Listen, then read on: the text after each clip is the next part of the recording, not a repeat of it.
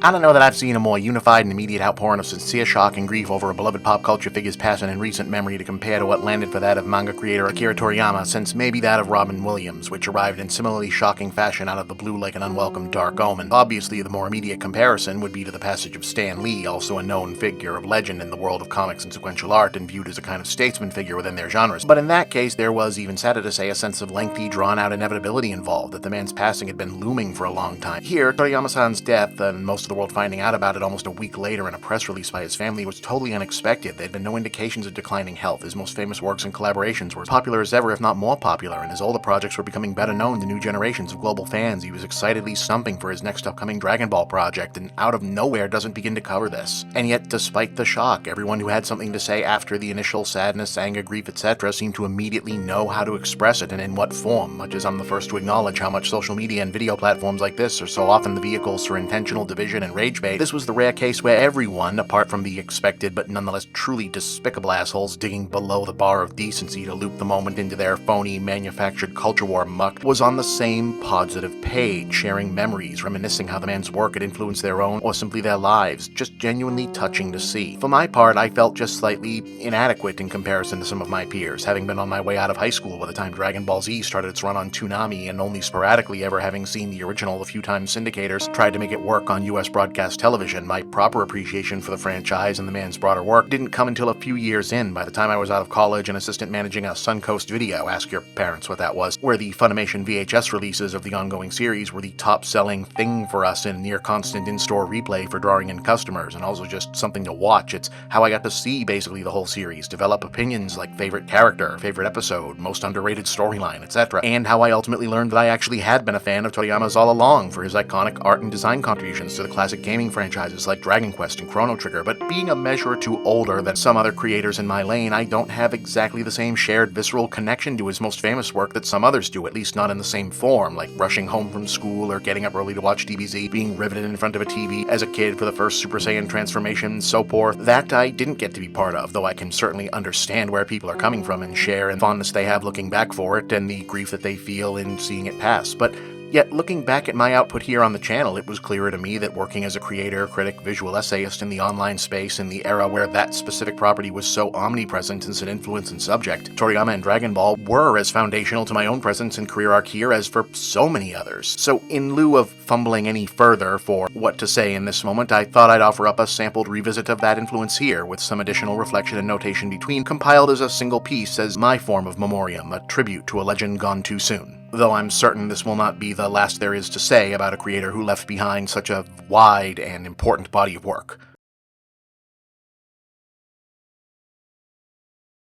Yeah, so it would be a much longer video here to cut together every bit from the sketches and framing story parts of the Game Overthinker series that we did Dragon Ball references in, since to be real about it, it was the early 2000s and 2010s for YouTube game comedy. That was a huge part of the toolkit for pretty much everybody, so call this a sample pack, largely from the Robo-Thinker story arc, which was probably where we put the most direct DBZ reference stuff, because we figured, hey, since we're gonna do a Terminator riff here, maybe do Future Trunks and Android Saga stuff, since that was also doing pretty much that. I've been going back and forth on whether to remaster all of these bits in a more complete fashion for re-upload. The original files weren't made in HD, so that's going to be a bit of work, but if it's something people want, by all means, let me know in the comments. And standard caveat, this is internet comedy from over a decade ago or longer, so the visuals might not be the only thing that's a little rough and dated here, just saying, but here we go.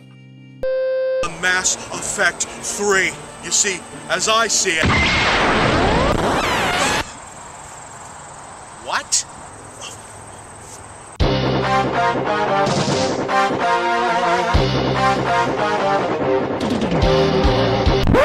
Dude, I don't know who the fuck you think you are, but let me tell you something. That hair, fucking get...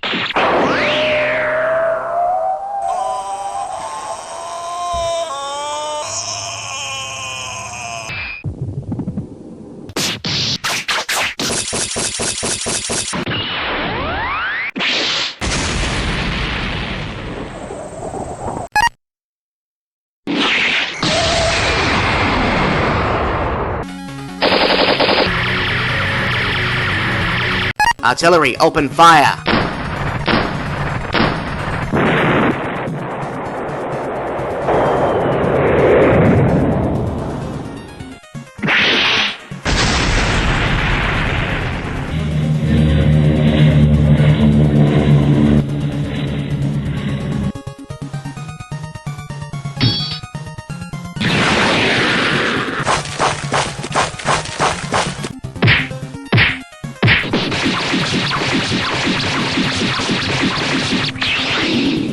ally to good, nightmare to you.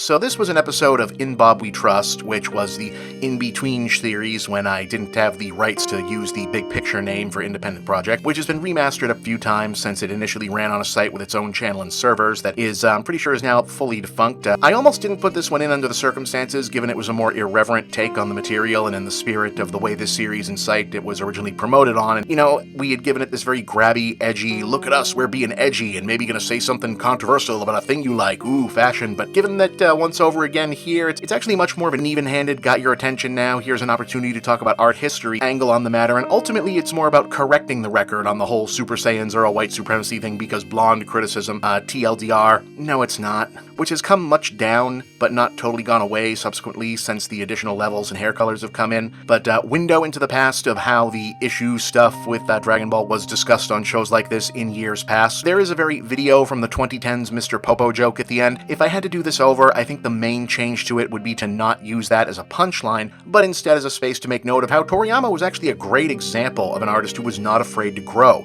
You know, there's a whole conversation to be had as to whether or not you think Popo's design comes more from specific East Asian mythological or religious art that simply looks different in a Western context, or more deliberately problematic art objects with outside influences from the West or from India created more recently. But, you know, what's clearer is that Dragon Ball in the 80s, much like a lot of other manga and anime that had themselves a lot of Western influences, was not always great about the visualization of, let's say, certain types of characters, but Toriyama and the other artists made a conscious effort to improve about that when creating new characters and revisiting older ones more recently, and I'd say they're very successful about it. Anyway, here's that episode.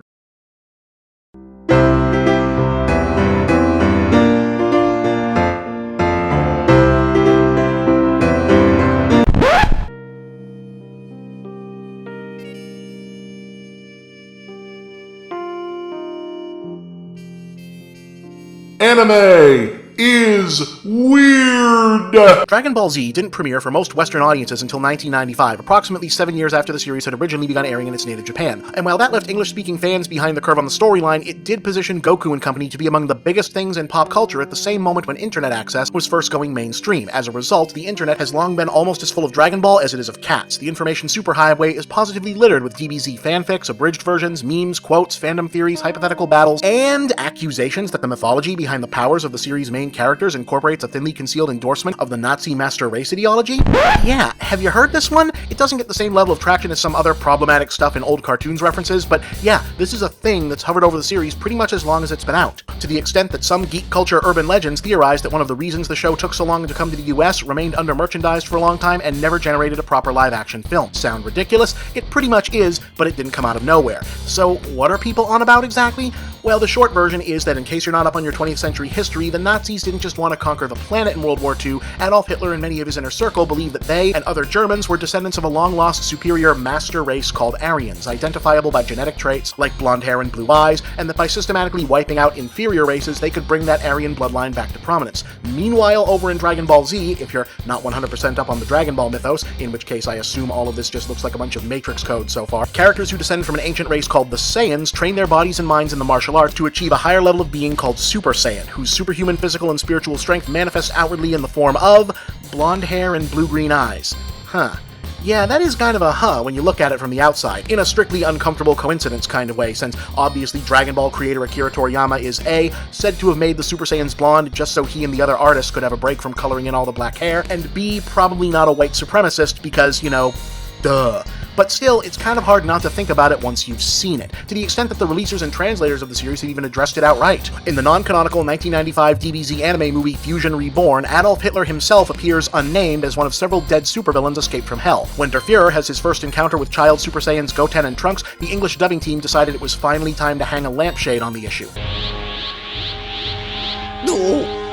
Blonde hair, blue eyes, super strength. I should be recruiting them. Anyway, here's what's going on. In the late 19th and early 20th century, haha, gotcha, it's a history episode, there was a lot of fringy scholarship going on of trying to determine what, if any, the true root races of humanity were, mainly as a reaction to people recognizing that earlier means of dividing up human ethnicity wasn't cutting it scientifically, but not yet wanting to admit that people weren't actually all that different from each other, and definitely not wanting to consider the possibility that the first humans might not have been, white dudes. A popular obsession in this field was an ancient tribal linguistic group referred to in a small sampling of texts as Aryans. Now, early human language and tribe designation is a crazy deep field and we'd be here all fucking day, so shorter version, it was the name for one way of grouping one of the many early European and West Asian human tribes in the Eurasian steppes. In the 19th century, up through much of the early 20th, however, some scholars established a popular but now discredited theory that a specific Aryan race must have been the origin of all Proto-Europeans. Basically, they decided these quasi-mythic Aryans were white people version 1.0, and thus proof that Caucasians were just better than everyone else. Now, these wacko theories got swirled into the mix with another branch of fringe academia of the time, occultism, aka attempts to rediscover lost pre-Christian European religious practices. Helena Blavatsky and Henry Olcott, founders of the mid-1800s neo-pagan theosophical movement, which combined Western neo-pagan theories with spiritual history ideas loosely borrowed from Hindu texts, postulated that, I shit you not, Aryans were actually a genetically superior race of survivors from legendary lost civilizations like Atlantis, whose bloodline had been diluted by extended mixing with lesser races. No, really. And it was this kind of nonsense, coupled with a similar obsession with philosopher Friedrich Nietzsche's Superman or Ubermensch ideal, that so fascinated Hitler and his inner circle. See, for all the bluster, the Nazi bigwigs weren't so much scholars of ancient history as they were a bunch of angry mythology geeks whose ideology about the Aryan master race sounds like somebody's shitty D&D campaign. But yeah, they really were aiming to remake humanity into a pure race of super powerful blonde blue-eyed demigod.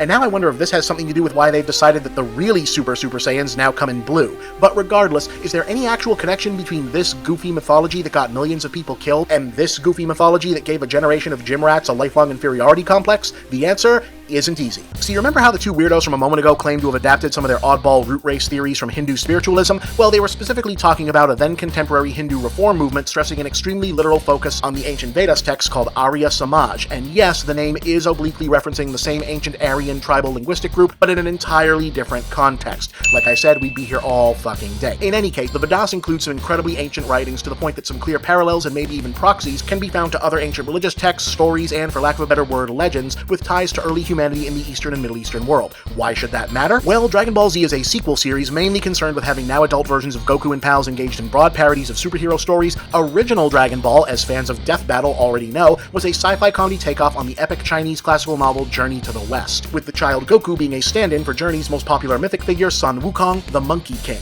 Funny thing about that, Journey into the West's main story point is a quest by a Chinese monk traveling through the rest of Asia and the Mideast to reach India in order to bring the scriptures and teachings of Buddhism to ancient China, and a growing number of scholars believe that many fixtures of Chinese folklore that originated in Journey are actually Chinese reworkings of Hindu deities and or ancient Indian folklore, most prominently Sun Wukong being exceptionally similar to the Hindu deity Hanuman. So yes, Goku may in fact be a Japanese reimagining of a Chinese retooling of a Hindu deity whose traditions are likely ancient enough to have emerged around roughly the same time as the lingual ethnic designation Aryan, whatever the fuck it originally meant. Oh, and also, figures with white hair indicating old age but strong young bodies as avatars of either superhuman good or subhuman evil are very common throughout a lot of Asian mythology, so make of that what you will. Bottom line, no, Dragon Ball Z was not sending coded neo-Nazi messages. That's stupid, especially since the Nazi Aryan thing was all about racial purity, and in Dragon Ball, Goku and Vegeta's mixed-race children all become Super Saiyans more easily than they did, and are of equal if not proportionally greater strength. Also, I know a lot of Western anime fans still have trouble with this, but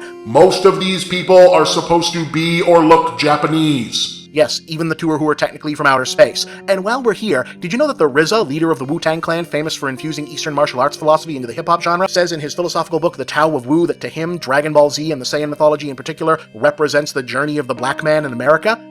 So yeah, there's also that. And yet it's kind of remarkable that this genocidal maniac and this manga artist both landed on the same basic visual shorthand for ancient lost race of strong guys in what works out to be an entirely disconnected context, in part by coincidence, but also perhaps in part because when it comes to legends and mythology, the further back you dig, we're all eternally dipping back into pretty much the same soup. If only that understanding could bring us together more often, instead of that other thing. Hello.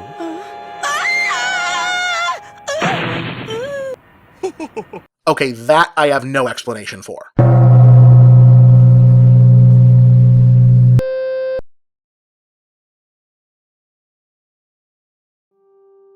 Okay, so last one, yeah, if you've come to this channel and or my content more recently, this is probably the one you're more familiar with, the unlicensed Dragon Ball live-action movie from 1990, which is quite silly, but still better than Evolution. Don't know what more can be said about this one, except, you know, goofy as it is, it feels very full circle and of the moment, shameless cheap cash grab though it may be. It's also one of those off-brand knockoff movies where you can feel how whatever the motive for making it was, the actual making of it was somewhere between fun or an outright labor of love for those involved. The fact that some of the costuming was so specific to the anime, the fact that they used animated effects and sounds. You can tell this was effectively a fan film, almost a prototype for the very kind of thing that YouTube Dragon Ball fandom and those overthinker sketches I showed at the top of this would be built on. You can feel some of that same kind of love and fascination and excitement to act out these characters and scenes in this movie that you can see in those famous viral clips of kids trying to power up to Super Saiyan, wrestlers from America and Japan and all over coming out in Dragon Ball ring gear. Just an incredible legacy of inspiring stuff, despite the series itself being so much a parody of self-important heroic mythology. So let's take a look at this.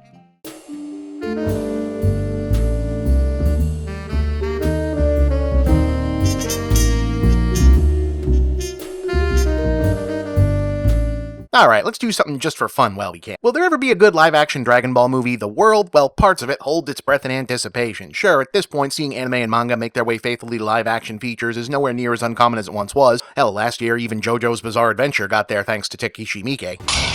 正義の味方のつもりか。一家皆殺しだ。その悪意が愛する家族に迫る。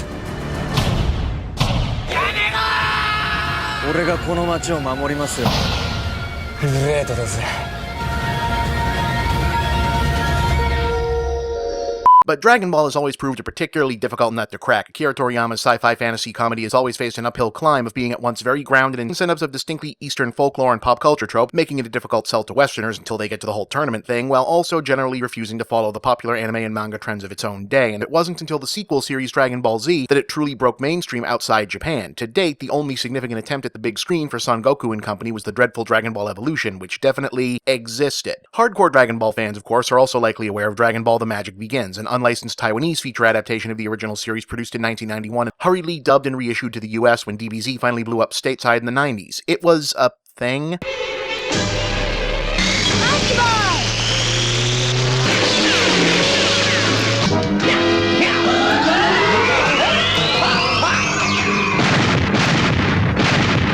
But while The Magic Begins is more generally well known, largely because Hong Kong and Taiwanese DVD imports were big business in late 90s video store game, believe it or not, it wasn't the only unofficial bootleg live-action Dragon Ball feature to be produced in East Asia in that period. 1 year earlier, an ambitious crew in South Korea had assembled to produce Dragon Ball Suara Son Goku, Iora Son Goku, or Dragon Ball Fight Son Goku, Win Son Goku, which, unlike The Magic Begins, had not been officially distributed worldwide and is still very hard to get your hands on physically, but is nonetheless regarded by many fans as the most faithful adaptation of Dragon Ball to live action to date.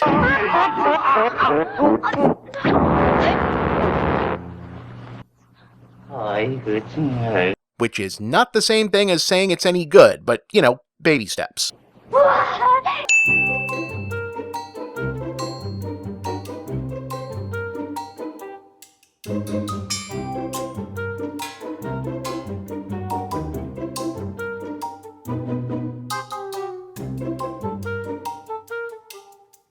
Directed by Rong Wang, evidently a mainstay jack-of-all-trades in Korean TV and low-budget action features of the day, and a one-time collaborator of future Dragon Wars Helmer Hyung Rae-shin, and utilizing a cast of fellow mid-tier stars with props, costumes, and gear partly scavenged from other local film and TV productions, it has all of the, let's say, charm one expects from what's effectively copyright-skirting for-profit film production of the type that thrived in this era, i.e. mostly shot outside or in neutral generic locations. The inconsistency between the production design is non-existent, leading to tokusatsu-style armored villains in one scene and Bulma tooling around in just a regular mid-1980s Hyundai in another, or crude cell animation for the Kamehameha blasts, but a mildly impressive full-size creature puppet for Master Roshi's turtle, and left-field fan service like one of Dragon Ball Z's Saiyan villains showing up early just because, and for some reason it's Nappa. Beyond that, though, it is unquestionably Dragon Ball, which is to say a Gonzo Ramana Clef takeoff on Journey to the West, but instead of a Buddhist monk meeting the Monkey King while questing for religious scrolls, it's Gadget Master Girl Bulma Briefs,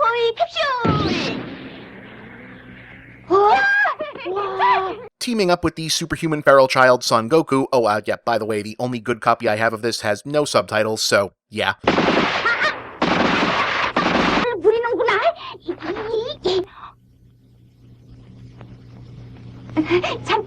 To collect the 7 Dragon Balls and summon a wish-granting dragon ahead of the henchmen of the evil Emperor Pilaf.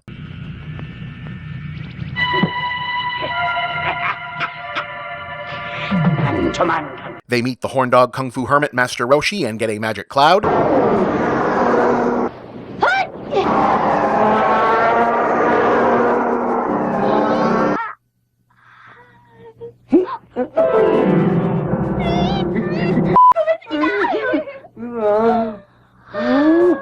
Team up with the formerly villainous shapeshifter Oolong and the desert bandit Yamcha.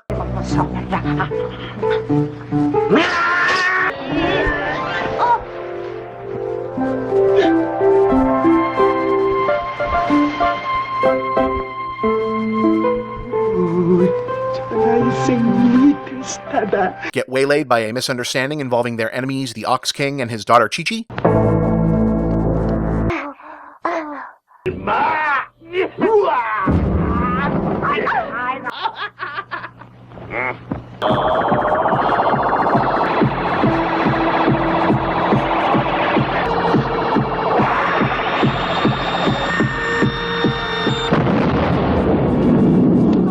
And eventually there's a showdown, a dragon, a jet ski chase, a battle in a sand quarry, Oolong using the Kamehameha. Well, I mean, they say it's the most faithful Dragon Ball adaptation, I guess, so not knowing what to do for the end of an arc is kind of appropriate.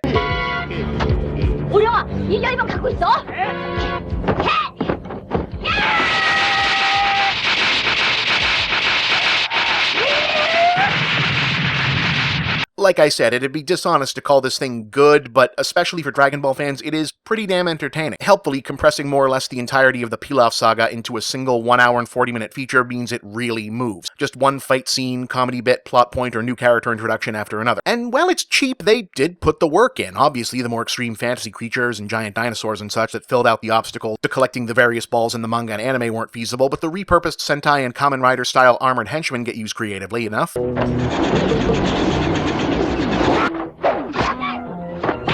Yeah!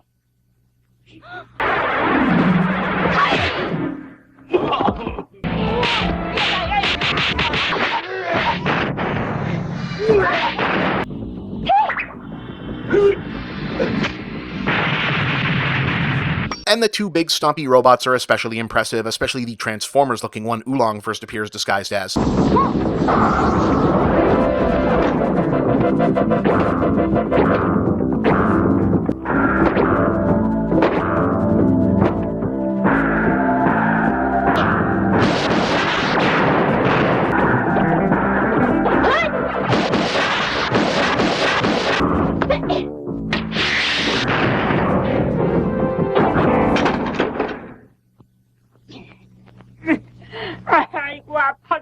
On the other hand, how can you not laugh when their solution to Poir turns out to be, do they make dolls of that? We'll just use one of those.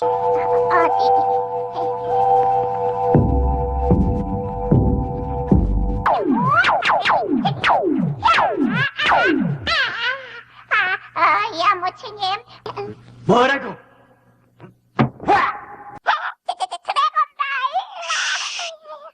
Alright, so if you want to watch this yourself, well, that's unfortunately a little tricky. There was no official subbed or dubbed release worldwide, particularly in the West, and it only ever saw sale on VHS in Korea in the 90s, and those copies can't be legally manufactured anymore because Korea and Japan respect one another's copyrights now, mostly. But like almost every other lost movie, yeah, it's not that hard to track down, and if you love all things Dragon Ball, I imagine you'll have you'll have a time with it.